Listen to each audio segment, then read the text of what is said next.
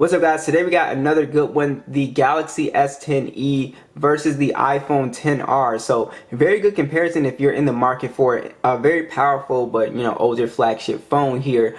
Just two just excellent phones here. So let's go ahead and get into it with the price point. S10e is going to cost you around 200 bucks, and I'll have those links down below. The XR is going for around 300 bucks, so you are going to pay 100 bucks more if you do go with the XR. But let's go ahead and get into it and see which phone is going to be better for you. Starting off with the size of both of these phones. So the S10e is definitely going to be the smaller and lighter phone here. It's slightly smaller than the XR, and the XR is definitely a bit heavier. Now they're both premium designs, full glass and metal phones on here as well, which is really nice. And they also both, well, the S10e actually has IP68, dust and water resistant. The XR has IP67, so keep that in mind. You guys can see the button layouts. Now you do retain a headphone jack on the S10e. They both have stereo speakers as well. Alright, so let's go ahead and talk about the displays here. So right off the rip, I would give it to the S10e. It's really an easy win here. So let me explain why. So on the S10e, you do have a dynamic AMOLED display at HDR10, 5.8 inches, 1080p 438 for the PPI. With the iPhone XR, it's a 6.1 inch. So as you can see, it's slightly bigger than the S10e. But it is an IPS panel, and it is a 1792 by 828 resolution, 326 for the PPI. And it also has a bigger notch than the S10e's punch hole, so it doesn't cut into content. The S10e doesn't cut into content as much as the XR does, but that's really not what I would trip about. It's really that the S10e's panel is just way more colorful. It seems just a little bit more brighter to me, and yeah, the iPhone's panel, it's a good panel for an IPS panel, but again, it's just nowhere near going to be as good as a Super AMOLED panel here. So that is just one thing right off the rip that I noticed with the displays on here. So I definitely would go with the S10e's display. It's just more color accurate than an IPS panel for sure. And then also you can do your always on display, which is something that the iPhone lacks. So overall, I think it's a pretty easy win for the S10e as far as the quality of the displays here. Alright, so let's go ahead and talk about these specs a little bit more. Now here is a part where the iPhone XR, it kind of shines in the software department and the CPU. So this is running iOS 15, and this probably has is going to have a longer lifespan as far as software than the S10e. I believe the last major software update for the S10e is going to be Android 12, and it'll get security patches for a few more years. But yeah, this probably will get iOS 16, 15, iOS 16, 17. We just don't know at this point. But yeah, so just to go over the specs, the iPhone XR does have the Apple A12 chip and no SD card support, 64 gigs of internal storage and 3 gigs of RAM on the base model, S10e, Snapdragon 855, and then you have the Adreno 640. You do have micro SD support, and then you also have 128 gigs of internal storage and 6 gigs of RAM. As you can see, the S10e does lose out to the iPhone in terms of the single core and the multi-core scores here. Or actually, did we get a better multi-core score?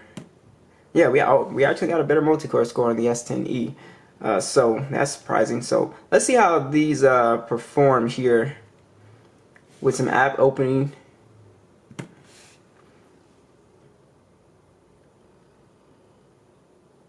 iPhone got in there first. S10e right behind it. YouTube. S10e now getting in there first. Pokemon Go.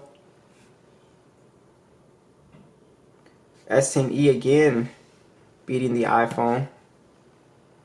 S10e again. So it looks like the S10e is kind of faster than the iPhone as far as like launching regular applications. Yeah, so the S10e is indeed faster, which is pretty surprising. It is faster than the iPhone when launching your casual. I would assume your non-gaming applications, and it seems like the iPhone just gets into games extremely fast. Oh, okay, well, nope, I lied again. Alright, so in general, it looks like the S10e is just overall faster than the iPhone, which is very surprising here. So let's go ahead and get into PUBG and check out the graphics. Now, gaming performance is going to be roughly the same. We do have the same pretty much graphics on both of these phones here. As you can see, HDR, Extreme, we can go all the way up to Ultra HD. So that is really nice for both of these. So if you're trying to game, honestly, you'll have a pretty good experience on both of these devices here. See which one gets into this match. Oh no, I'm in arena on this one. No, never mind. But yeah, so gaming performance is going to be good on both of these.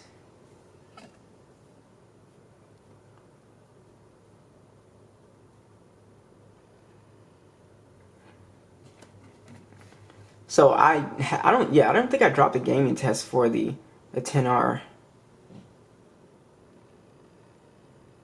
But it does an excellent job.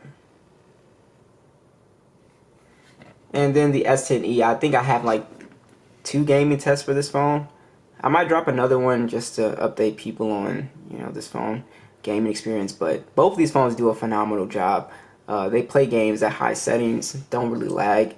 They just do a great job. So highly recommend both of these for gaming. Now let's talk about getting into the phone. So with the 10R, we all know you have face unlock on this phone, but that's pretty much it. You don't have another way of getting into this device here. Now with the S10e, you also have face unlock on here, but you also have a physical fingerprint scanner on this guy. So as you can see, boom. And I really like the physical fingerprint scanner, especially on the power button, because you don't really have to think about unlocking the phone. You know, you can pull it out your pocket. You already know where, you know, it is going to be placed. So it's just a faster way of getting into your phone to me, and plus you have more options. Both of these phones have NFC. And then, you know, when it comes down to iPhone versus Android, as far as feature-wise, you know, you got FaceTime, iMessage, stuff like that.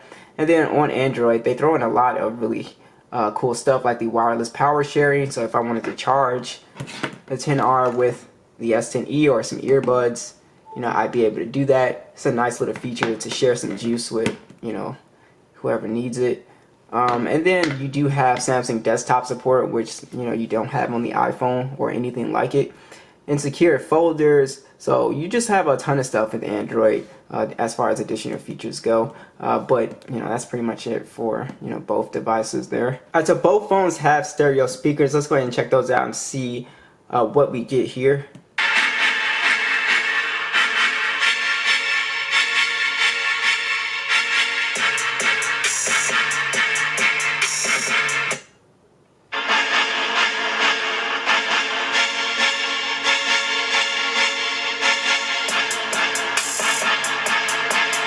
So one thing I noticed right off the rip is the S10e does have the cleaner, clear sound, but the iPhone 10R does have better bass quality in general. But my 10R does have like a bit of a distortion to it, so maybe you know, I'll try to turn it down a notch.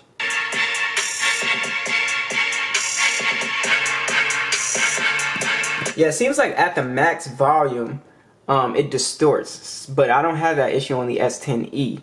But like I said, as far as sound quality, they both sound great. This one better bass. This one just in general just sounds like the overall more balanced and cleaner sound.